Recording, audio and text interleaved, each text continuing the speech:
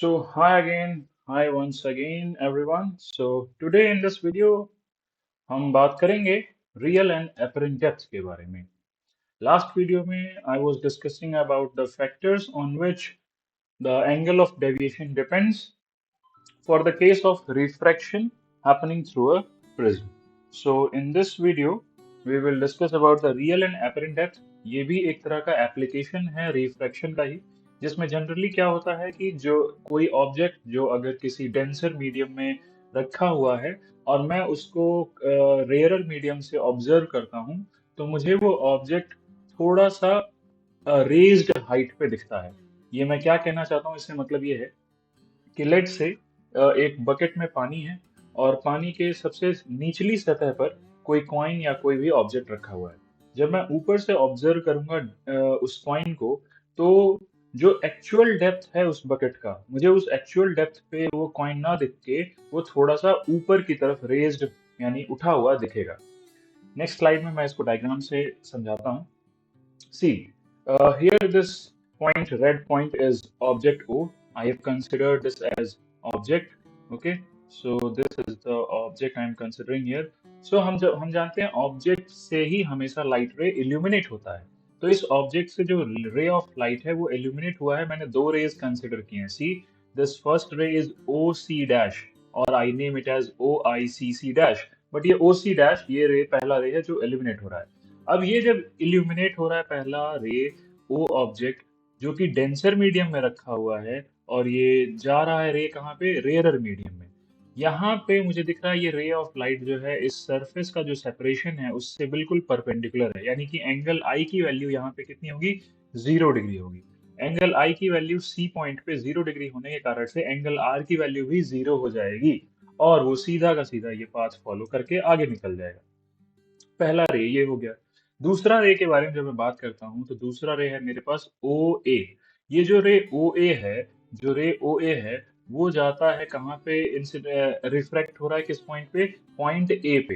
Point A पे refraction phenomena show कर रहा है. क्योंकि ये रे ऑफ लाइट डेंसर से रेयरर में जा रहा है, तो आप देख सकते हैं अगर पहले एंगल आई था, एंगल ऑफ इंसिडेंस, तो angle of refraction angle R बना, जो कि दिख रहा है यहाँ पे एंगल आर जो है ज्यादा है, एंगल आर की वैल्यू ज्यादा है आई से. क्यों, ऐसा क्यों, क्योंकि डेंसर से रेयर में जा रहा है तो जो रे ऑफ लाइट है अवे फ्रॉम द नॉर्मल जाता है. ठीक है, कोई दिक्कत नहीं. अब सामने कोई जो इस ऑब्जेक्ट को ऑब्जर्व कर रहा है, तो उसने ऐसा देखा, क्योंकि जो इमेज का फॉर्मेशन होता है हमेशा स्ट्रेट लाइन से फॉर्म हम करते हैं. तो ये जो रे ऑफ लाइट है ए डैश, ए डैश को जब हमने पीछे एक्सटेंड किया, जो आप येलो लाइट से देख सकते हो ए आई, तो ये जो ए डैश है पीछे एक्सटेंड करने पे जो मेरे पास ओ सी डैश रे था उसको इंटरसेक्ट करता है आई पॉइंट पे. यानी कि इस ऑब्जेक्ट ओ का जो इमेज बनेगा वो इस आई पॉइंट पे बनेगा. तो अब ऑब्जेक्ट है यहाँ पे इस डेप्थ पे, जिसको मैं कहता हूँ, और इस वाले डेप्थ को मैं कहता हूँ रियल डेप्थ. ठीक है, लेकिन जो इमेज बन रहा है वो कहाँ पे बन रहा है, आई पॉइंट पे. यानी कि सी से लेकर आई तक का जो डिस्टेंस है उसको मैं क्या कहूंगा, एपरेंट डेप्थ. एपरेंट डेप्थ, ठीक है. तो यानी कि जो सी आई है वो मेरा एपरेंट डेप्थ है, जो कि मेरे को ऑब्जर्व हो रहा होगा, या फिर कोई भी ऑब्जर्वर जो होगा उसको ये ऑब्जर्व हो रहा होगा. तो इसका कैलकुलेशन करना है, अपने को पता करना है ये सी आई की वैल्यू होगी क्या. तो सी आई की वैल्यू निकालने के लिए अगर मेरे को एक्चुअल डेप्थ दिया हुआ है, एक्चुअल डेप्थ मान लो यहाँ पे सी ओ है, एक्चुअल डेप्थ है सी ओ. सी ओ में से अगर मैं आई ओ की वैल्यू, आई ओ माइनस कर दूं, आई ओ या ओ आई में माइनस कर दूं, तो मेरे को जो बचा कुचा डिस्टेंस मिलेगा वो सी आई ही मिलेगा, और वही है एपरेंट डेप्थ. लेकिन क्या ये इतना आसान है कि सिंपल मेरे को वैल्यू दी रहेगी और मैं कैलकुलेट कर लूंगा? नहीं, उसके लिए मुझे थोड़ी सी ज्योमेट्री देखना पड़ेगा. और ज्योमेट्री कुछ ऐसा है, देखो. एंगल आई यहाँ पे दे रखा है, ठीक है. ये है हमारा एन एन डैश नॉर्मल. ये एन एन डैश और अगर मैं ओ सी डैश की बात करूँ, ये दोनों लाइंस पैरेलल हैं आपस में.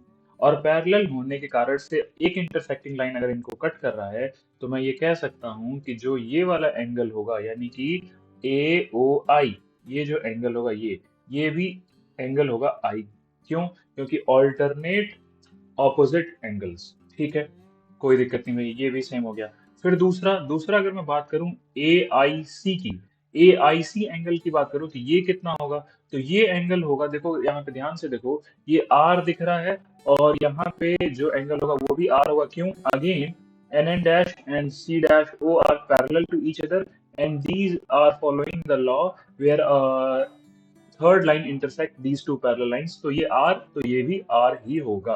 आई होप ये ज्योमेट्री सभी कोई फॉलो कर रहा है, इसमें कोई किसी को दिक्कत नहीं होना चाहिए। अब अगर मैं ये दोनों का दोनों ट्रायंगल में फॉलो करूं और इसको आगे सॉल्व करूं, तो मैं नेक्स्ट पेज पे देखूंगा मेरे को कुछ ऐसा मिलेगा। तो मैं ट्रायंगल अगर मैं देखूं ध्यान से, ट्रायंगल प्रीवियस पेज में देखते हैं। ट्रायंगल सी आई ए जिसमें एंगल आर आ रहा है, और ट्रायंगल सी ओ ए जिसमें एंगल आई आ रहा है। तो ट्रायंगल सी सी आई ए में अगर मैं आर का साइन वैल्यू निकालूं, साइन आर की वैल्यू निकालूं, तो साइन आर होता है या साइन थीटा होता है परपेंडिकुलर अपॉन हाइपोटेनस। यहाँ पे परपेंडिकुलर की जो वैल्यू है, यहाँ पे जो परपेंडिकुलर की वैल्यू है सी आई ए में, वो है ए से लेकर सी तक, यानी ए सी अपॉन ए आई जो होगा वो होगा साइन का वैल्यू। यानी कि क्या होगा, ये ए C upon C I, sorry A C upon A I, A C upon A आई। एक मिनट, इसको मैं इरेज कर देता हूँ, ए आई। ठीक है, यहाँ पे साइन आर की वैल्यू हो गई ए C upon A I perpendicular upon hypotenuse. और ट्राइंगल सी ओ ए में अगर मैं ध्यान से देखूं, ट्राइंगल सी ओ ए में, तो यहाँ पे साइन आई की वैल्यू हो जाएगी अगेन परपेंडिकुलर अपॉन हाइपोटेनस। तो यहाँ पे परपेंडिकुलर अगेन ए सी ही है, ए सी अपॉन, और यहाँ पे जो हाइपोटेनस है वो है ए ओ, तो वो हो जाएगा ए ओ। ठीक है, अब ये साइन आई साइन आर से मैं क्या कर सकता हूँ, तो भाई मेरे को पता है रिफ्रैक्टिव इंडेक्स का फॉर्मूला। रिफ्रैक्टिव इंडेक्स होता है सेकंड मीडियम का with respect to first one. अगर कहा जाए तो sine I upon sine R होता है। तो अगर मैं यहाँ पे इसको मान लेता हूँ मीडियम 1 और इसको मान लेता हूँ मीडियम 2, यानी कि refractive index of medium 1 with respect to 2, ये जो होगा ये क्या होगा, ये होता है sine I upon sine R. ठीक है, तो अगर क्रॉस चेक कर लेता हूँ मैं, ठीक है, सेकंड मीडियम, यहाँ पे जो सेकंड मीडियम है वो है रेयरर और फर्स्ट मीडियम है वो है डेंसर। तो यहाँ से ये वैल्यू हो जाएगी sine I upon sine R is equal to refractive index of second medium with respect to the first one. और यहाँ पे सेकंड मीडियम जो है 1 है और फर्स्ट मीडियम जो है 2 है। अगर कंफ्यूजन हो रहा है तो इससे बेटर मैं इसको इरेज करके दूसरे तरीके से ही लिख देता हूँ, क्योंकि कंफ्यूज हो सकता है कोई भी। तो बेटर ये है कि मैं इसको दूसरा नाम ही दे देता हूँ, इसको मैं मान लेता हूँ मीडियम 2 और इसको मान लेता हूँ मीडियम 1। तो फिर यहाँ पे थोड़ा सा मुझे चेंजेस करने पड़ेंगे, वो मैं चेंज कर देता हूँ अभी। ठीक है, sine I by sine R की वैल्यू जो हो जाएगी, sine I by sine R की वैल्यू हो जाएगी refractive index of second medium with respect to the first one. यहाँ पे सेकंड मीडियम क्या है, हमारा रेयरर है, और फर्स्ट मीडियम जो है वो डेंसर है। ठीक है, कोई दिक्कत नहीं है। अब यहाँ पे साइन आई की वैल्यू मैंने कैलकुलेट की हुई है, साइन आर की वैल्यू भी कैलकुलेट की है, दोनों को रिप्लेस करेंगे। जो कि यहाँ पे लिखा हुआ है, साइन आई की वैल्यू लिखा हुआ है A C upon A O divided up by sine R की वैल्यू क्या है, A C upon A C upon A C upon A I. अब यहाँ से मुझे एक और चीज दिख रहा है कि ए सी यहाँ पे कॉमन है और ये डिवीजन में है, तो ये कैंसिल आउट हो जाएगा। कैंसिल होने के बाद से जो वैल्यू होगी वो क्या हो जाएगी, वो हो जाएगा ए सी अपॉन ए ओ, ये हो जाएगा अपना ए आई अपॉन ए ओ।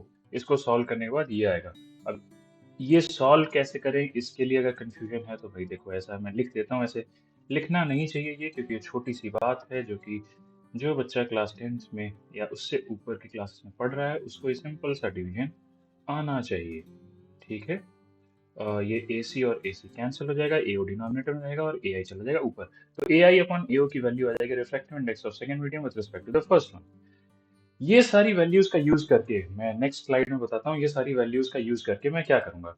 ये सारी वैल्यूज यूज करके मैंने यहाँ पे लिखा था, जो ये सी आई है जो कि मेरा एपरेंट डेप्थ है, वो होता है बेसिकली किसके बराबर, सी ओ माइनस आई ओ के। और यहाँ पे इस डायग्राम से मैं एक और चीज बात बताता हूँ, क्योंकि हमारे आईज का जो अपर्चर होता है काफी छोटा होता है। उस अपर्चर के छोटा होने के कारण से जो ये दोनों रेज मैंने इतनी दूरी पे कंसिडर किए हैं, they will be very much close. That means जो ये सी पॉइंट है और ए पॉइंट है काफी पास में होंगे। काफी पास में होने के कारण से, सी और ए काफी पास में होने के कारण से मैं ये कह सकता हूँ जो सी आई की वैल्यू है बेसिकली वो ए आई के बराबर होगा। सी आई की वैल्यू ए आई के बराबर होगा और सी ओ की वैल्यू ए ओ के बराबर होगी। सी ओ की वैल्यू एओ के बराबर होगी। ठीक है, सीओ की वैल्यू एओ के बराबर होगी। ऐसा मैं क्यों कह रहा हूँ? मैं ये कह रहा हूँ आई का अपर्चर बहुत स्मॉल होता है, इसलिए सी और ए जो पॉइंट है काफी पास में रहेंगे। काफी पास में होने के कारण से जो यहाँ से ए पॉइंट से जो भी ऑब्जेक्ट तक रे जा रहा है और सी पॉइंट से जो ऑब्जेक्ट तक रे जा रहा है वो दोनों के दोनों लेंथ में इक्वल होंगे। और अगर ऐसा है तो मैं अपने इस इक्वेशन में कुछ रिप्लेसमेंट कर सकता हूँ। रिप्लेसमेंट ये है, ए आई की जगह मैं क्या लिख सकता हूँ? ए आई की जगह मैं लिख सकता हूँ सी आई। ए आई की जगह मैं लिख सकता हूँ सी आई। और ए ओ की जगह क्या लिख सकता हूँ? ए ओ की जगह मैं लिख सकता हूँ, सॉरी सी ओ लिख सकता हूँ। हाँ, ए ओ की जगह मैं लिख सकता हूँ सी ओ। ए ओ की जगह मैं लिख सकता हूँ सी ओ। ठीक है, यानी कि ये मेरा नया रिलेशन मिला है। ये रिलेशन मेरे को मिल गया है रिफ्लेक्टिव इंडेक्स का। और यहाँ पे साइन आई की वैल्यू आ गई है, यहाँ पे सॉरी साइन आर की, और यहाँ पे साइन आई की। और प्रीवियस वाले स्लाइड में मेरे पास ये है एक इक्वेशन जिसमें मैं सी आई की वैल्यू निकालता हूँ जो कि है मेरा एपरेंट डेप्थ। अब ये सी आई की वैल्यू, मैं नेक्स्ट स्लाइड में जाता हूँ। यहाँ पे हाँ, तो मेरे को जो इक्वेशन मिला था वो एपरेंट डेप्थ का मिला था। सी आई इक्वल्स टू, जो मेरे को इक्वेशन मिला था वो था C I equals to C O minus I O. C C O minus I O. ठीक है, सी ओ माइनस आई ओ। अब मैं यहाँ पे ध्यान से देखूँ, अगर मैं डायग्राम को दोबारा, तो यहाँ पे डायग्राम, सॉरी यहाँ पे जो डायग्राम है उसमें मुझे एपरेंट डेप्थ सी आई की वैल्यू कैलकुलेट करनी है। उसके लिए मैं यूज कर पाऊंगा सी ओ माइनस आई ओ। अगर मैं आई ओ को किसी तरीके से कैलकुलेट कर लूँ तो मैं उसको सिंपली सब्ट्रैक्ट कर दूंगा सी ओ में से, तो मेरे पास सी आई की वैल्यू आ जाएगी।